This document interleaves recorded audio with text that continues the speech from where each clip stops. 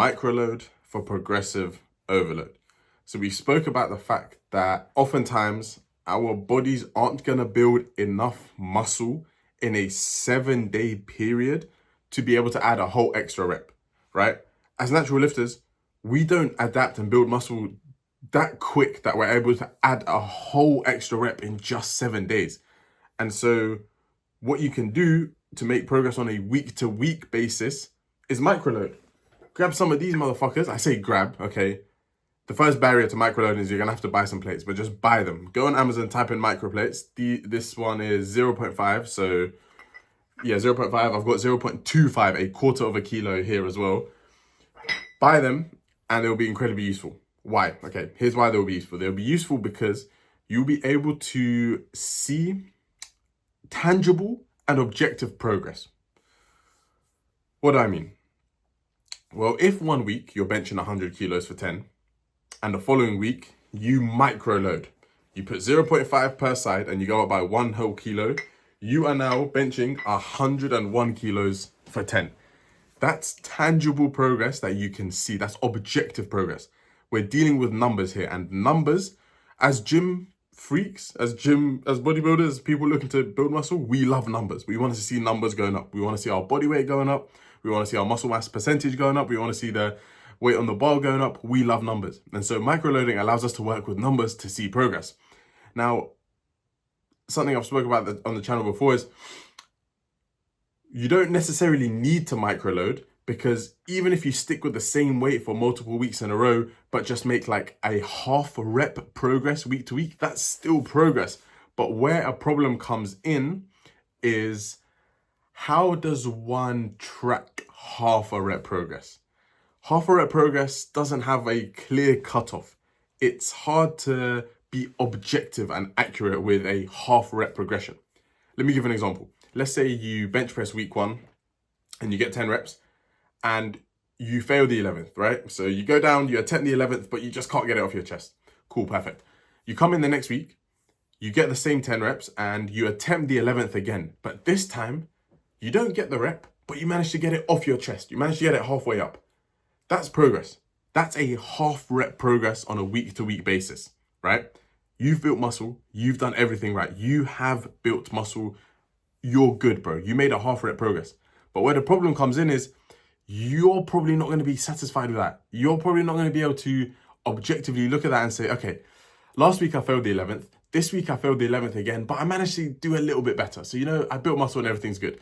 No. You're probably going to bug out. You're probably going to bug out and think, fuck, bro. Last week was 11. Last week was 10 reps and failed the 11th. This week was 10 reps and failed the 11th again. I'm not progressing. Something's wrong. Microloading gets rid of this problem.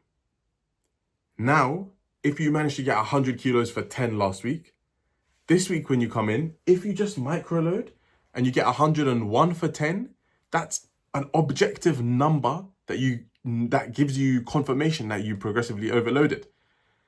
And so microloading helps with us gym people because we love numbers. Gym is a game of numbers for us, and microloading is just the right amount of increase. Let me rephrase that.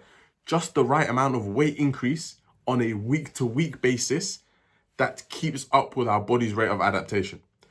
Our body doesn't adapt, and by adapt I mean build muscle. Our body doesn't build enough muscle on a week-to-week basis in a 7-day window to add like 2.5 kilos to a lift. And I say 2.5 because that's the lowest amount you can add to a lift at the gym, right? The commercial gyms, the smallest place we have is 1.25, right? So the lowest you can add is 2.5 kilos. You can't add 2.5 kilos every session. That's insane. That's insane progress, bro. You can't do that as natural lifters, as intermediate lifters, even as beginner lifters. Beginners can add weight every session, but up to a certain point, you can't add 2.5 every single week, bro. If you could add 2.5 every single week, that's 10 kilos a month. That's 30 kilos in 3 months. Let's take bench. You think you can take your bench from 100 kilos to 130 in 3 months? Just take any one of your lifts right now and subtract 30 kilos from it and think of how long ago that was.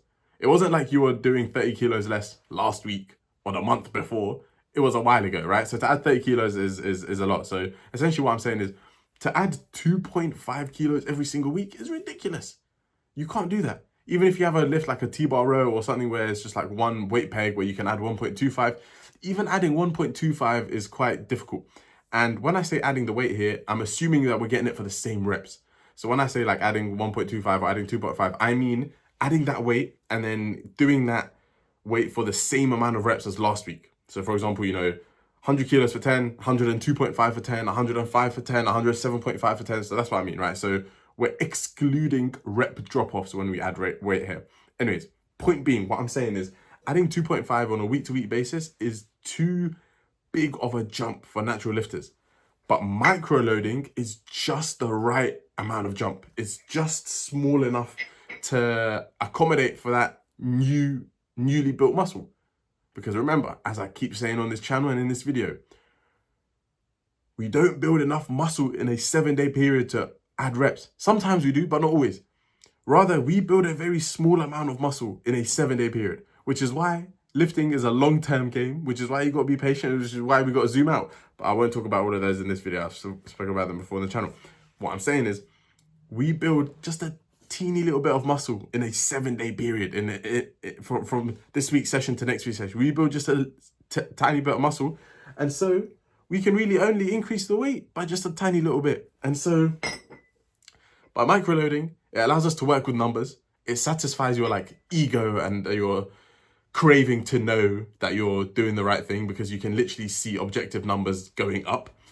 And it's just the right amount of weight increase to keep up with our body's rate of adaptation in a 7-day period. So microload your damn fucking weights, bro, yeah? Cop yourself some microplates. There's no shame, there's no ego. You're not a fucking bitch if you're using microplates. If anything, you're playing the long game, you're playing the patient game. And remember, bro, you're going to be lifting for a long last time. So you're good to microload, yeah? If you just increase by 1 kilo, if you increase your deadlift by 1 kilo every single week and you go on a 20-week bulk, that's 20 kilos at the end of your deadlift. Fuck what anyone else is doing. Forget that one brother you saw on Instagram put 15 kilos on his deadlift in 8 weeks, or this other girl added 30 kilos to our hip thrusts in 3 weeks. Fuck that. Fuck you, and even fuck me. If you watch any of my videos and you think, damn, Omar's really progressing, I'm not. I'm not. If you watched my video before this, I'm not, bro. So don't compare yourself to anyone else.